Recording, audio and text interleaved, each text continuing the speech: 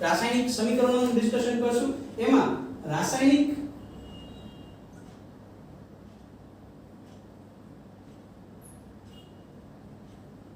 સમીકરણ, મિત્રો રાસાયણિક સમીકરણ કહેવાય કોને? પહેલો પ્રશ્ન એ થાય તો કે રાસાયણિક પ્રક્રિયાને લખવા માટે ની જે ટૂંકી રીત છે અથવા દર્શાવવાની જે ટૂંકી રીત છે એને રાસાયણિક સમીકરણ કહેવાય. કે રાસાયણિક સમીકરણમાં શું શું આવે તો કે સંજ્ઞાઓનો અને સૂત્રોનો ઉપયોગ કરીને રાસાયણિક પ્રક્રિયાને લખવાની રીત એટલે શું તો કે રાસાયણિક સમીકરણ. રાસાયણિક સમીકરણના બે પ્રકાર પડે છે.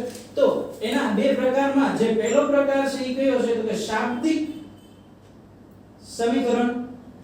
હવે મિત્રો શાબ્દિક સમીકરણ એટલે શું એ સમજીએ. શાબ્દિક સમીકરણ એટલે કે જેમાં શબ્દોનો ઉપયોગ થતો હોય, રાસાયણિક પ્રક્રિયાને દર્શાવવા માટે શેનો ઉપયોગ થતો હોય? શબ્દોનો ઉપયોગ થતો હોય. તો હું અહીંયા એક રાસાયણિક પ્રક્રિયા લખું, જેમ કે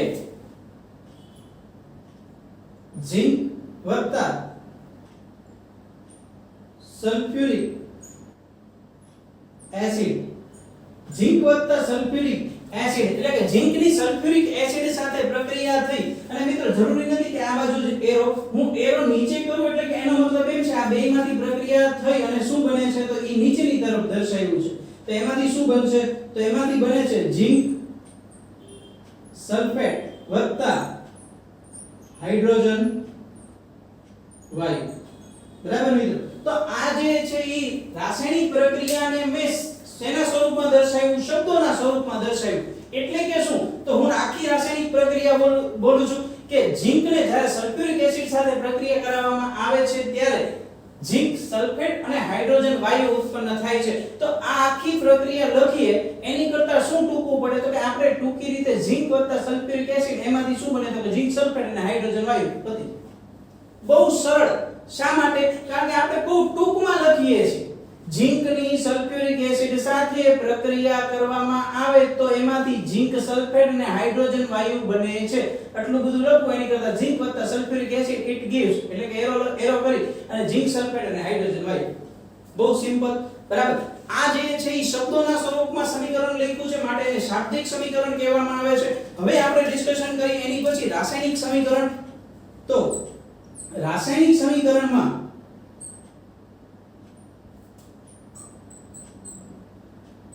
રાસાયણિક સમીકરણ. હવે મિત્રો રાસાયણિક સમીકરણ જે છે એમાં શું કરવાનું હોય તો કે એમાં સંજ્ઞા અને સૂત્રોનો ઉપયોગ કરવાનો હોય. હવે અહીંયા આ જ પ્રક્રિયા હું તમને અત્યારે રાસાયણિક સમીકરણના સ્વરૂપમાં દર્શાવું તો શું લખવું જોઈએ તો કે ઝિંકની સંજ્ઞા શું છે તો ઝિંકની સંજ્ઞા છે Zn વત્તા સલ્ફ્યુરિક એસિડ તો કે H2SO4.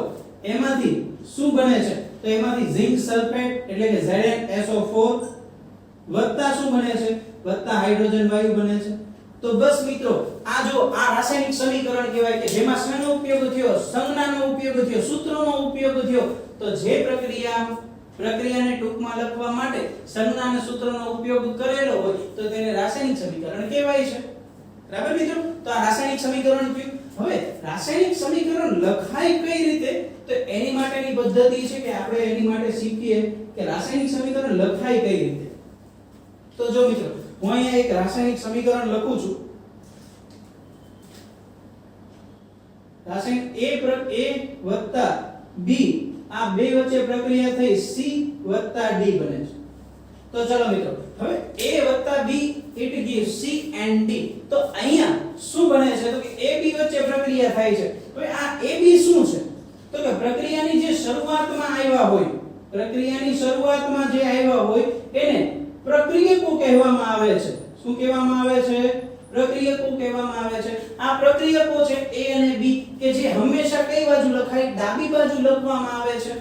બીજું કે એમની વચ્ચે પ્લસની જો એક કરતા વધારે હશે તો આપણે એની વચ્ચે શું મેકશું તો કે એની વચ્ચે પ્લસનું ચિહ્ન મેકશું. એવી જ રીતે પ્રક્રિયાના પરિણામે અથવા પ્રક્રિયાની અંતે જે મળતા હોય તો તેને નિપજો કહેવામાં આવે છે. જો નિપજ એક કરતા વધારે હોય તો તેની વચ્ચે પ્લસનું ચિહ્ન મેકવામાં આવે છે. બહુ સિમ્પલ છે. પ્રક્રિયાઓ કોને કહેવાય તો કે જે પ્રક્રિયાની શરૂઆતમાં વપરાતા હોય અથવા પ્રક્રિયામાં વપરાતા હોય તેવા પદાર્થોને પ્રક્રિયકો કહેવામાં આવે છે. AB શું છે? પ્રક્રિયામાં વપરાય છે માટે AB શું છે તો કે પ્રક્રિયકો છે. અહીંયા અંતે મળે છે એને શું કહેવાય? નિપજ. બરાબર? તો ચાલો હવે સાહેબ આપણે પ્રશ્ન થાય છે આ એરાનું શું છે? તો જે આ તીર જે દર્શાવ્યું છે, આ જે તીર છે તેનો અગ્રભાગ, તેનો અગ્રભાગ જે છે એ શું દર્શાવે? તો ઈ નિપજ રાસાયણિક પ્રક્રિયાની દિશા દર્શાવે છે. અગ્રભાગ હંમેશા નિપજની તરફ હોવો જોઈએ. કઈ તરફ હોવો જોઈએ? નિપજ તરફ. બરાબર? નિપજો તરફ. અહીંયા જો A B માંથી શું બને છે? તો કે C અને D માટે ઈ શું છે? નિપજો છે. અને ખાસ કરીને આ દર્શાવે શું? તો ઈ દર્શાવશે રાસાયણિક પ્રક્રિયાની દિશા દર્શાવે. શું દર્શાવે? રાસાયણિક પ્રક્રિયાની દિશા. કે આ પ્રક્રિયામાં શું થાય છે? તો A A અને B બંને વચ્ચે પ્રક્રિયા થઈને શું બને છે? C અને D. બરાબર? જો હું આને આવી રીતે કરી નાખું કે એરો આવી રીતે કરી નાખું તો C અને D વચ્ચે પ્રક્રિયા થઈને અને શું બને છે? A અને B. એવું કહી શકાય. એટલે કે પ્રક્રિયાની દિશા દર્શાવે છે. શું દર્શાવે છે મિત્રો? દિશા દર્શાવે છે. અહીંયા આ આપણે ખાલી સમજાવવા માટે કે દિશા દર્શાવે છે. બાકી અગ્રભાગ હંમેશા શું દર્શાવશે? દિશા દર્શાવશે. જેમ કે આ પ્રક્રિયાનો અગ્રભાગ શું ક્યાં છે? તો કે આ એરો કઈ બાજુ છે? તો કે આ બાજુ છે, C અને D તરફ. તો નિપજો શું હશે? C અને D હશે. તો આઈ હોપ તમને સમજાઈ ગયું હશે કે રાસાયણિક પ્રક્રિયા સમીકરણો કેવી રીતે લખવાના છે. પ્રક્રિયકોને ડાબી બાજુ લખવાના, એની વચ્ચે પ્લસ નું સાઇન મૂકવાનું, એરો કરવાનો અને પછી શું લખવાનું? નિપજો લખવાની. બરાબર? તો ચાલો હવે રાસાયણિક સમીકરણોને સંતુલન કરવાની વાત કરીએ કે રાસાયણિક સમીકરણોને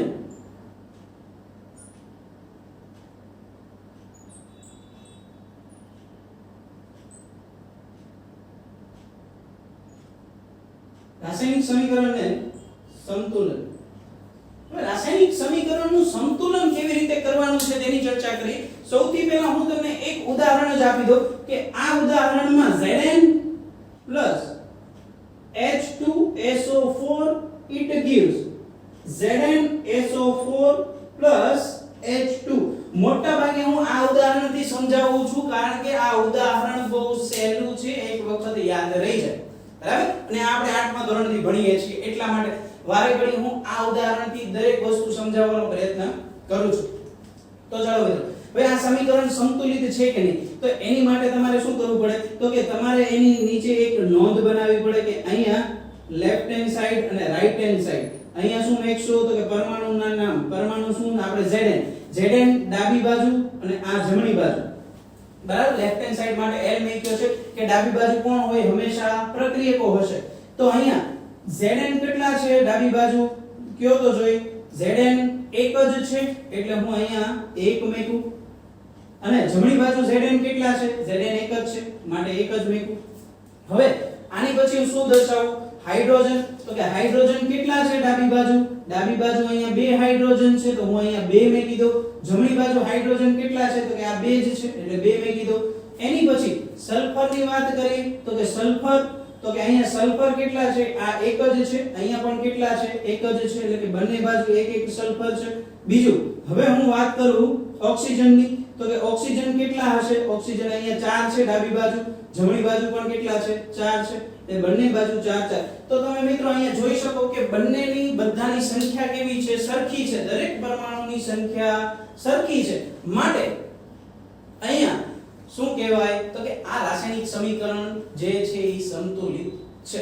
સંતુલિત રાસાયણિક સમીકરણ કહેવાય કોને? તો જે પ્રક્રિયામાં અથવા જે સમીકરણમાં તત્વોના પરમાણુઓ ડાબી અને જમણી બાજુ બંને બાજુ સમાન હોય તો તેને સંતુલિત સમીકરણ કહેવાય. ડાબી અને જમણી બાજુ જોજો. રાસાયણિક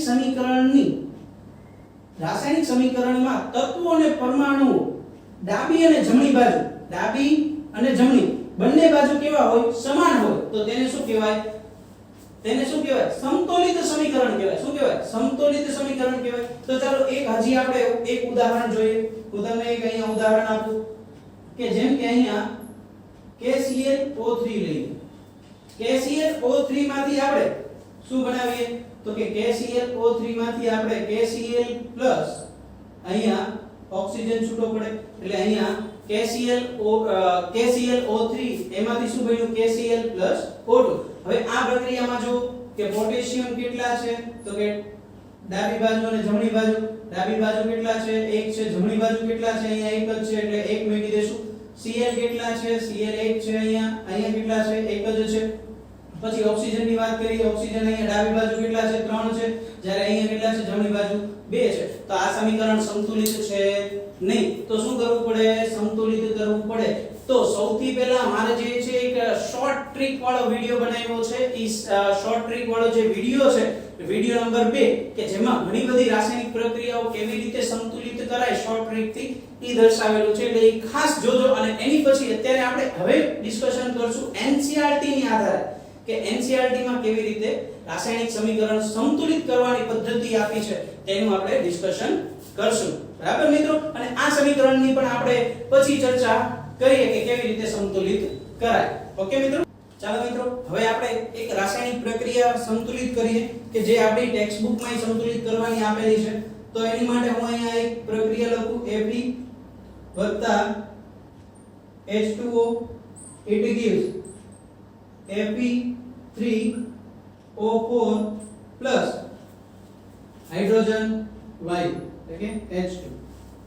મિત્રો, આ રાસાયણિક પ્રક્રિયા આપણે NCERT ની મદદથી સોલ્વ કરશું. પણ આ લેક્ચર જોતા પહેલા તમે એક શોર્ટ ટ્રીક વાળો બીજો લેક્ચર જે છે એ જોજો. ખાસ કરીને રાસાયણિક પ્રક્રિયા સંતુલિત કેવી રીતે કરાય તેનો વિડિયો બનાવેલો છે.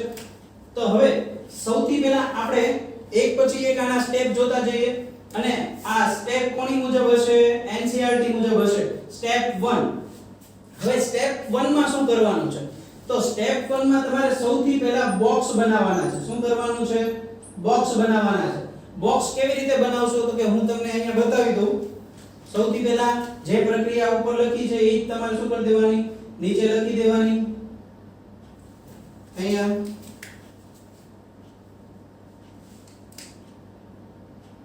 H2O it gives Fe3O4 plus H2. તો ચલો આની પર હું જે છે એ બોક્સ બનાવી દઉં. સૌથી પહેલા બોક્સ બનાવી દો પહેલા સ્ટેપ મુજબ. ચલો બોક્સ બની ગયા. મિત્રો, આ જે છે એ વેસ્ટ છે. NCERT માં આપ્યું છે પણ એકદમ વેસ્ટ છે.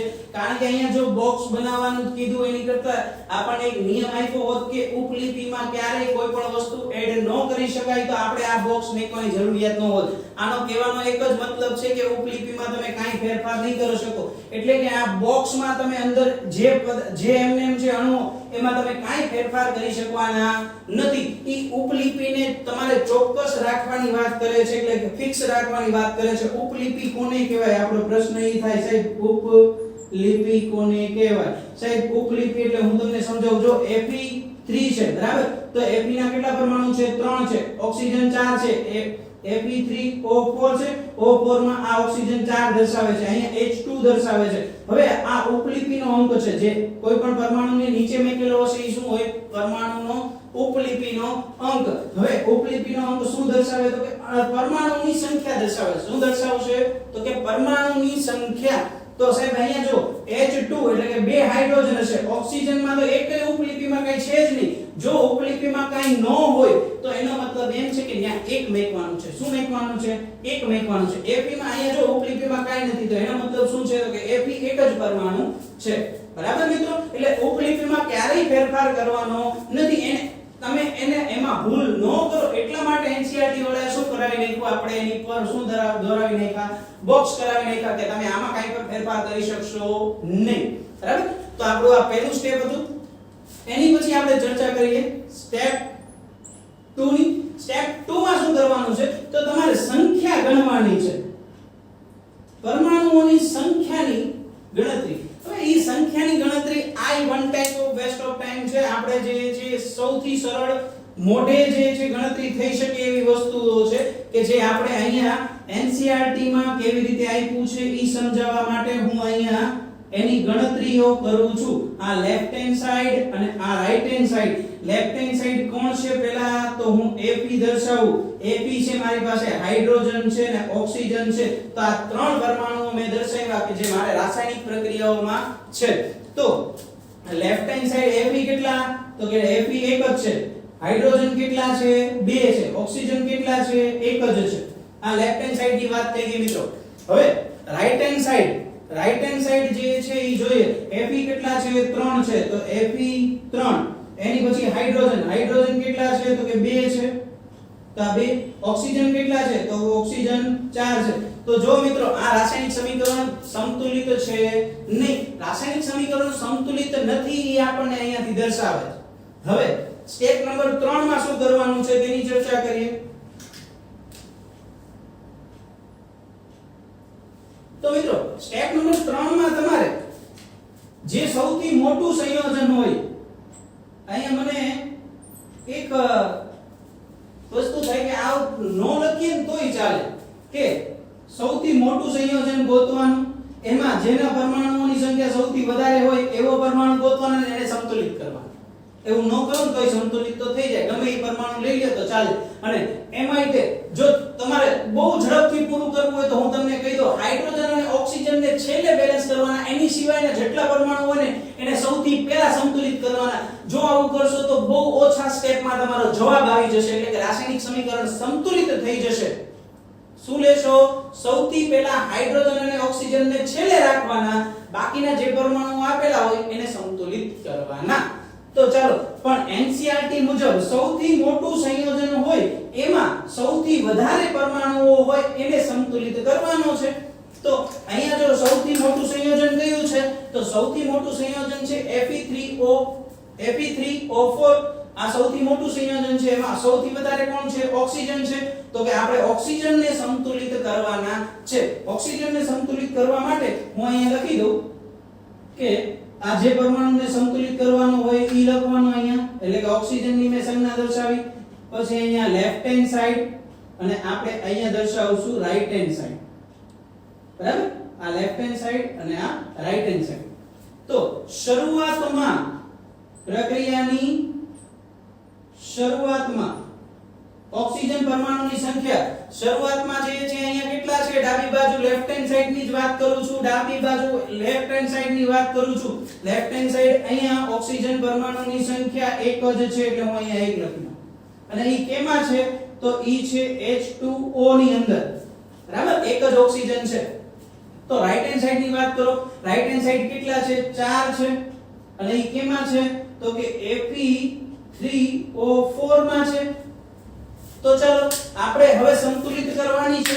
રાસાયણિક સમીકરણને સંતુલિત કરવા માટે અહીંયા સંતુલન કરવા માટે સંતુલન માટે શું કરશો? તો કે અહીંયા 4 છે ને અહીંયા 1 છે, તો શું કરવું જોઈએ? તો આને ગુણ્યા 4 કરવા જોઈએ અને આને ગુણ્યા 1 કરવું જોઈએ. એટલે કે શું કર્યું છે? તો કે આ 1 તો ઓક્સિજન હતો, 4 એકા 4. અહીંયા તે 4 તો હતા, તે 4 એકા 4. એટલે કે અહીંયા ઓક્સિજન 4 થઈ જશે અને અહીંયા કેટલા થઈ જશે? 4. હવે H2O ને કેટલા વડે ગુણવાના છે? 4 વડે. અને અહીંયા Fe3O4 ને કેટલા વડે ગુણવાના? 1 વડે. 1 વડે ગુણવાનો મતલબ કે ગુણવાનું નહીં, ગમે ને 1 વડે ગુણો એટલે જવાબ શું આવે? ઈ પોતે જ આવતો હોય છે. તો આપણે આ સ્ટેપ ને લખીએ તો સૌથી પહેલા શું લખશું? તો ચાલો આપણે લખીએ. પહેલા જેમ છે એમ લખી નાખીએ. Fe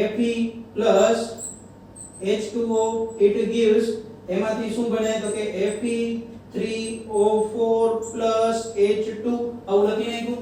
તો ચાલો આની પર જે પેલા બોક્સ હતા એ બોક્સ એ પાછા મૂકી દઈએ, કારણ કે એમાં આપણે કંઈ પણ ફેરફાર કરવાના નથી, એટલા માટે આપ્યા છે. આ બોક્સ સમજાઈ ગયો છે તમને શા માટે આપ્યા છે? ચાલો હવે આપણે ગુણાકાર ક્યાં કરવાનો? આને 1 વડે. જમણી બાજુ રાઈટ હેન્ડ સાઈડ Fe3O4 1 વડે ગુણશું તો ઈ જ આવશે, એટલે એમાં કાંઈ ફેરફાર નથી કરવાનો. H2O ને સાહેબ અહીંયા જો 4 વડે ગુણવાના છે, તો 4 વડે હું એને અહીંયા ગુણી દઉં.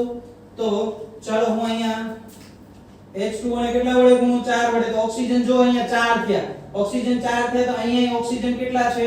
4 છે.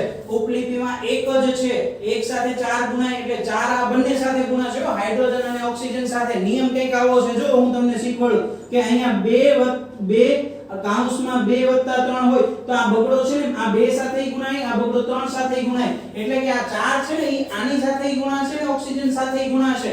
અહીંયા હાઇડ્રોજનની ઉપલિપિમાં 2 છે એટલે 2 હાઇડ્રોજન હતા, એની સાથે કેટલા ગુણાય? 4 ગુણાય. ભૂલથી તે તમે અહીંયા હાઇડ્રોજનની પછી ઉપલિપિમાં 4 નો લખી નાખતા, ખોટું પડી જશે. બરાબર? તો હવે આપણે સ્ટેપ નંબર 4 તરફ આગળ વધીએ. સ્ટેપ નંબર 4 માં આપણે શું લખશું? તો કે સ્ટેપ નંબર 4. સ્ટેપ નંબર 4 માં આની પછી અત્યારે આપણે ઓક્સિજનને સંતુલિત કર્યો. હવે આપણે ગમે એને લઈ શકીએ. Fe અને હાઇડ્રોજન જેને તમારે સંતુલિત કરવું હોય એને લઈ શકાય. તો આપણે NCERT મુજબ જઈએ તો NCERT મુજબ આપણે હાઇડ્રોજનને સંતુલિત કરીએ. હાઇડ્રોજન માટે હું મેં કીધું અહીંયા કે ચાલો હાઇડ્રોજનને સંતુલિત કરવાના માટે હાઇડ્રોજન, પછી આ લેફ્ટ હેન્ડ સાઈડ, પછી આ રાઈટ હેન્ડ સાઈડ. અહીંયા સુધી સમજાય છે? તો ચલો શરૂઆતમાં આ મેક્સું શું તો કે શરૂઆતમાં જે હતું ઈ શરૂઆતમાં હાઇડ્રોજન કેટલા છે ડાબી બાજુ L એટલે કે 4 દુને 8 હાઇડ્રોજન છે. તો આપણને ક્યાં દર્શાવ્યા છે ઈ તો કે 4H2O માં છે. કેમાં છે? 4H2O માં છે. સમજાય છે એટલું? હવે જમણી બાજુ જો, જમણી બાજુ સમીકરણમાં જમણી બાજુ હાઇડ્રોજન કેટલા છે? 2 છે. જમણી બાજુ કેટલા છે? 2 જ છે. અને કયા સ્વરૂપમાં છે તો કે H2 ના સ્વરૂપમાં છે. હવે જો સંતુલન કરવું હોય તમારે, જો સંતુલન કરવું હોય તો તમારે અહીંયા શું કરવું જોઈએ? સંતુલન કરવા માટે હું લખી નાખું સંતુલન માટે અહીંયા 8 છે એને ગુણ્યા હું 1 કરું અને 8 અહીંયા કરવા માટે આને હું કેટલા વડે ગુણું? 4 વડે. તો કે 4 દુ 8 અહીંયા 8 એકા 8 એટલે કે સંતુલન થઈ જશે. તો ચાલો આપણે સંતુલન કરીએ. અહીંયા હું હવે મિત્રો ખાસ કરીને એવું પાછું અહીંયા જોજો અહીંયા અમુક જણા જે છે ઈ આ સંતુલન કરવા માટે પાછું અહીંયાથી સમીકરણ ઉપાડે. ના મિત્રો, તમે એક પછી એક સ્ટેપમાં જે સંતુલિત કરતા જાઓ ઈ સમીકરણ એના પછીના સ્ટેપમાં લેવાનું. કારણ કે આને આધારે આપણે ગણતરી કરી રહ્યા છીએ અને આને આધારે જ ગણતરી કરવાની. બરાબર? સ્ટેપ બાય સ્ટેપ તમે ગણતરી કરતા હોય તો આને આધારે જ ગણતરી કરવાની છે. તો સ્ટેપ નંબર હજી આપણે એની રાસાયણિક પ્રક્રિયા લખવાની બાકી છે. એટલે હું અહીંયા પહેલા રાસાયણિક પ્રક્રિયા લખું. રાસાયણિક પ્રક્રિયા માટે આખી પહેલા તો એમને જેટલી પ્રક્રિયા આપી છે એ એમને લખી દઉં. તો હું લખું Fe H2O it gives એમાંથી શું બને છે? એમાંથી બને છે Fe3O4 પ્લસ શું બને છે? પ્લસ અહીંયા બને છે હાઇડ્રોજન એટલે કે H2. તો જો મિત્રો આપણે સૌથી પહેલા બોક્સ કરી દઈએ. આ તો આપણા જે ઘરના પહેલેથી જ હતા એ જ મેમ્બરો છે. તો ચાલો હવે આ 4 તો અહીંયા પહેલેથી જ પડ્યા છે એટલે હું આ 4 ને એમને મેં કીધું. બાકી કઈ ફેરફાર કરેલો નથી. ઓકે. તો હવે શું કરવાનું હતું તો કે હવે અહીંયા આને 1 વડે એટલે કે 4H2O ને 1 વડે ગુણાવવાનો. એનાથી કઈ થશે નહીં. પણ અહીંયા હાઇડ્રોજન ને 4 વડે ગુણવાના છે એટલે હું અહીંયા 4 મેં કીધું. તો જો 4 દુ 8 હાઇડ્રોજન, 4 દુ 8 હાઇડ્રોજન થઈ ગયા સંતુલિત. તો ચલો હવે કોણ બાકી રહ્યો તો કે હવે એક જ મેમ્બર બાકી છે. કોણ? Fe. તો આની પછીના સ્ટેપમાં સ્ટેપ નંબર કેટલો થશે? 5. તો સ્ટેપ નંબર 5 માં આપણે કોને સંતુલિત કરશું? Fe ને સંતુલિત કરી. ચલો Fe ને સંતુલિત કરી દઈએ. Fe ને સંતુલિત કરવા માટે હું લેફ્ટ હેન્ડ સાઈડ અને રાઈટ હેન્ડ સાઈડ લઈ લઉં. લેફ્ટ હેન્ડ સાઈડ Fe કેટલા છે? લેફ્ટ હેન્ડ સાઈડ શરૂઆતમાં એક જ છે અને કયા સ્વરૂપમાં છે? Fe સ્વરૂપમાં છે. અને જમણી બાજુ કેટલા છે? Fe 3 છે અને કયા સ્વરૂપમાં છે તો કે Fe3O4 ના સ્વરૂપમાં છે. આપે ના? તો આ જે છે એ વાત ક્યારે હતી કે જ્યારે શરૂઆતમાં પ્રક્રિયા આપણને આપી છે. હવે આપણે આને શું કરશું સંતુલન કરવા માટે? તો કે સંતુલન માટે શું લેશો? સંતુલન માટે અહીંયા 1 છે અહીંયા 3 છે. શું કરશો? તો કે કાઈ નહીં, આને હું 3 વડે ગુણી નાખીશ, આને હું 1 વડે ગુણી નાખીશ. તો શું થઈ જશે? તો જોવો તો આ 3 એકા 3 અને 1 તેરી 3 બે સંતુલિત થઈ જશે. તો ડાબી બાજુ આપણે 3 વડે ગુણવાના છે Fe ને અને જમણી બાજુ 1 વડે ગુણવાનું છે. તો સૌથી પહેલા હું શું કરીશ તો સૌથી પહેલા આપણે આખું સમીકરણ જેમ છે એમ લખી નાખશું. તો કે Fe H2O it gives Fe3O4 H2. એની ઉપર હું હતું આપણું બ્રેકેટ હતું એટલે સોરી આપણે એની ઉપર આપણે બોક્સ કરીએ છીએ. આપણે આ બોક્સ માં દઈએ. બીજું તો ચાલો એમાં પહેલેથી કેટલી વસ્તુઓ છે તો કે અહીંયા 4 પહેલેથી હતા, અહીંયા 4 પહેલેથી હતા. તો હવે શું કરવાનું છે તો કે સાહેબ હવે તમારે અહીંયા ડાબી બાજુ 3 ને ગુણવાના છે FE સાથે અને અહીંયા FE સાથે 1 ગુણવાનો છે એટલે કે આ જમણી બાજુ FE ને 1 વડે ગુણ્યા એટલે ઈ નો ઈ જવાબ આવશે. પણ FE ને 3 વડે અહીંયા ગુણી નાખો એટલે આ 3. તો અહીંયા સુધી સમજાઈ ગયું. તો હવે પછી રાસાયણિક સમીકરણ જો આની પછીના સ્ટેપમાં શું કરવાની છે, ખરાઈ કરવાની છે. ખરાઈ એટલે દરેક પરમાણુને આપણે સંતુલિત થઈ ગયા. ઓક્સિજનની ગણતરી કરી, હાઇડ્રોજનની કરી, Fe ની સંતુલન કર્યા. હવે આપણે એક કઈને સંતુલિત કરવાના નથી એટલે સૌથી પહેલા શું કર્યા હતા, બોક્સ બનાવ્યા. પછી શું કર્યા તો કે પછી આપણે એની સંખ્યા ગણી, પછી દરેક પરમાણુને એક એક કરીને શું કર્યા, સંતુલિત કર્યા. અને પછી જો બધે પરમાણુ સંતુલિત થઈ જાય તો પછી શું કરશું તો કે એને ખરાઈ કરવાની છે. તો કે એની પછીનું સ્ટેપ આપણે લઈએ, સ્ટેપ નંબર 6. સ્ટેપ નંબર 6 માં શું કરવાની તો કે ખરાઈ કરવાની છે. ખરાઈ એટલે શું તો કે ગણી નાખવાના છે, બરાબર. અને આ સૌથી સહેલું કામ છે. તો કે ડાબી બાજુ અને જમણી બાજુ, આ ડાબી બાજુ આ જમણી બાજુ. તો કે સૌથી પહેલા આપણે કયો પરમાણુ લઈએ, આ રહ્યું. તો કે આપણે Fe લઈ લ્યો, એક Fe હશે, એક હાઇડ્રોજન હશે, એક ઓક્સિજન હશે. આ 3 પરમાણુ આ પ્રક્રિયામાં છે એટલે શું કરી નાખશું તો ચાલો આપણે ગણી નાખીએ. તો અહીંયા Fe કેટલા છે, ડાબી બાજુ Fe 3 છે, જમણી બાજુ Fe કેટલા છે જો તો આ 3 છે એટલે આ Fe 3. પછી હાઇડ્રોજન ની વાત આવે તો કે હાઇડ્રોજન અહીંયા ડાબી બાજુ કેટલા છે જો તો 4 દુ 8. તો હાઇડ્રોજન ને હું 8 મૂકી દઉં તો અહીંયા કેટલા છે તો કે 4 દુ ને 8 હાઇડ્રોજન જમણી બાજુ, ડાબી બાજુ અને જમણી બાજુ બંને બાજુ 8 હાઇડ્રોજન. ઓક્સિજન ને સંતુલિત કરવાની વાત કરું તો જો 4 ઓક્સિજન અહીંયા છે, અહીંયા 1 છે એની સાથે 4 ગુણાના એટલે 4 ઓક્સિજન છે એટલે હું 4 ઓક્સિજન ડાબી બાજુ મૂક્યું. જમણી બાજુ કેટલા ઓક્સિજન છે જો તો અહીંયા 4 છે એટલે હું 4 મૂકી દઉં. તો જો આ આપણું રાસાયણિક સમીકરણ સંતુલિત થઈ ગયું કે નહીં થઈ ગયું. અને મિત્રો આ છેલ્લું સ્ટેપ જે છે એ તમે એમને એમ ગણી શકો કે અહીંયા 3 Fe છે તો અહીંયા 3 Fe છે, ઓકે.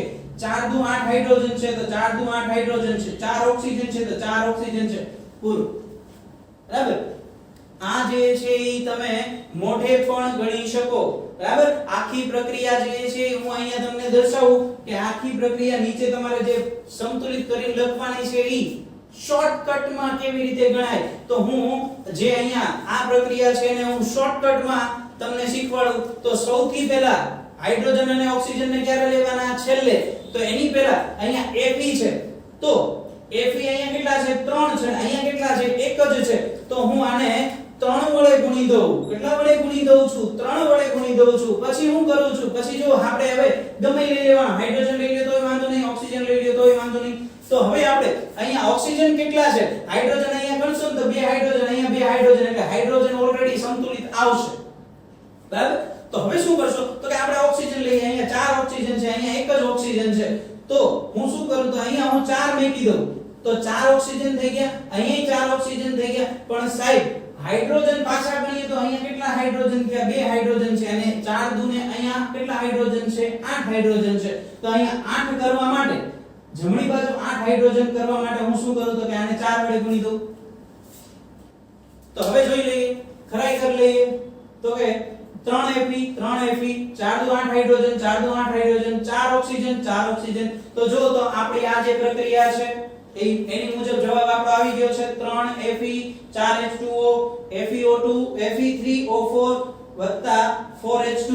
તો સમજાય કે ન સમજાય મિત્રો? સૌથી સરળ છે, સૌથી સરળ છે. પણ આ NCERT મુજબ મારે સમજાવવું હતું એટલે આપણે આટલી બધી ડિસ્કશન કર્યું છે. બાકી કોઈ પણ રાસાયણિક પ્રક્રિયાને ખાસ કરીને કહું છું મિત્રો, બોર્ડમાં આવું પૂછાતું નથી. બોર્ડમાં તમને રાસાયણિક સમીકરણ આપેલું હશે ને સંતુલિત કરવાનું કહેશે, કારણ કે એને રાસાયણિક સમીકરણ તમે કઈ રીતે સંતુલિત કરો છો એની પદ્ધતિથી એને કઈ મતલબ છે નહીં.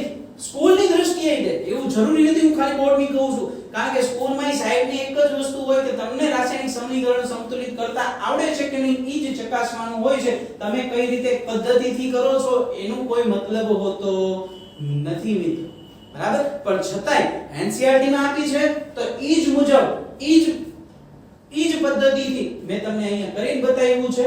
તો તમે હવે હજી એક આપણે પ્રેક્ટિસ માટે લઈએ કે આમાં હજી એક ઉદાહરણથી હું તમને પ્રેક્ટિસથી સમજાવું કે કેવી રીતે રાસાયણિક સમીકરણ સંતુલિત કરાય, અને એની માટે હું લખું અને તરત તમારે પોઝ કરીને તમારે ગણવાનું શરૂઆત કરવાની છે અને સ્ટેપ બાય સ્ટેપ ગણવાનું પ્રેક્ટિસ કરવાની છે. બરાબર મિત્રો? તો જોઈએ આની પછી એક ઉદાહરણથી સમજીએ કેવી રીતે રાસાયણિક સમીકરણ સંતુલિત કરવાનું છે.